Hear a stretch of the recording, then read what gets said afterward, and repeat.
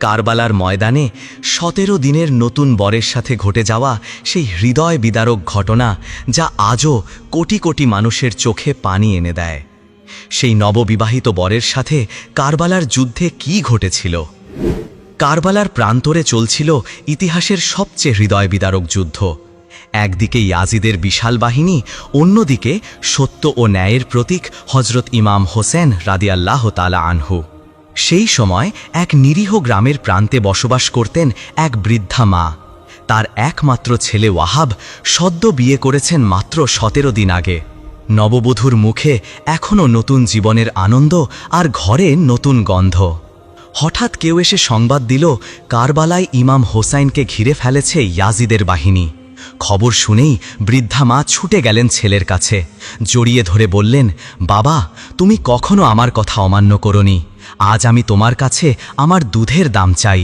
ওয়াহাব বিস্মিত কণ্ঠের জিজ্ঞাসা করল, মা, কি চাই আপনার? মা কাঁপা গলায় বললেন, মা, ফাতেমার প্রিয় পুত্র হোসাইন রাদিয়াল্লাহু আনহু বিপদে আছে। যদি সত্যি আমার দুধের হক আদায় করতে চাও, তবে তার জন্য নিজের জীবন উৎসর্গ করো। ওয়াহাব এক মুহূর্ত দেরি করল না, নববধূকে জানালো, হোসাইনের শাহাদাতের সময় ঘনিয়ে এসেছে, আমি তাকে রক্ষা করব। স্ত্রী জবাব দিলেন, তুমি একা যাবে না, আমিও আহলে বাইতের অংশ, আমাকেও নিয়ে চলো। ৩ জন, মা, ছেলে ও নববধূ, এসে দাঁড়ালেন ইমাম হোসাইনের সামনে। বৃদ্ধা বললেন, মাওলা, এই আমার একমাত্র সন্তান, এই কোরবানি কবুল করুন। ইমাম হোসাইন রাদিয়াল্লাহু তাআলা আনহু অনুমতি দিলেন।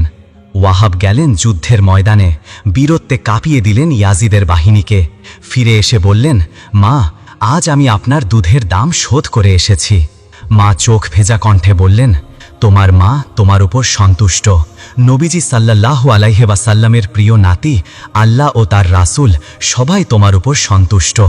এরপর আবার যুদ্ধে গেলেন ওয়াহাব।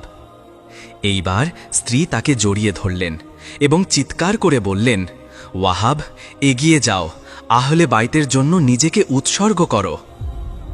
আবেগে আর নিজেকে থামাতে পারলেন না সেই নববধূ। এক ছুরি হাতে নিয়ে তিনিও ছুটলেন যুদ্ধের দিকে।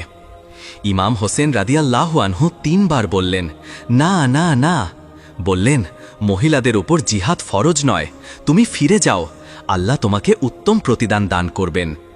শেষে সেই নারীর হৃদয় শান্ত হল, তিনি ফিরে গেলেন। অবশেষে ইয়াজিদের বাহিনী ঘিরে ফেলল ওয়াহাবকে, কেটে ফেলা হলো তার গর্দান। ইমাম হোসেন তার কাটা মাথা নিজ হাতে এনে তুলে দিলেন বৃদ্ধা মায়ের হাতে। মা মাথায় চুমু দিয়ে বললেন, বাবা, তুমি তোমার মায়ের দুধের হক আদায় করেছ। আর নববধূ চোখের জলে বললেন, ওয়াহাব, তুমি জান্নাতে চলে গেলে, কিন্তু একা যেও না, আমাকেও নিয়ে যেও। বন্ধুরা, এই গল্প শুধু একটি ঘটনার বর্ণনা নয়, এটি ঈমান, ভালোবাসা আর ত্যাগের এমন এক নিদর্শন, যা যুগ যুগ ধরে আমাদের অন্তরকে নাড়া দেয়।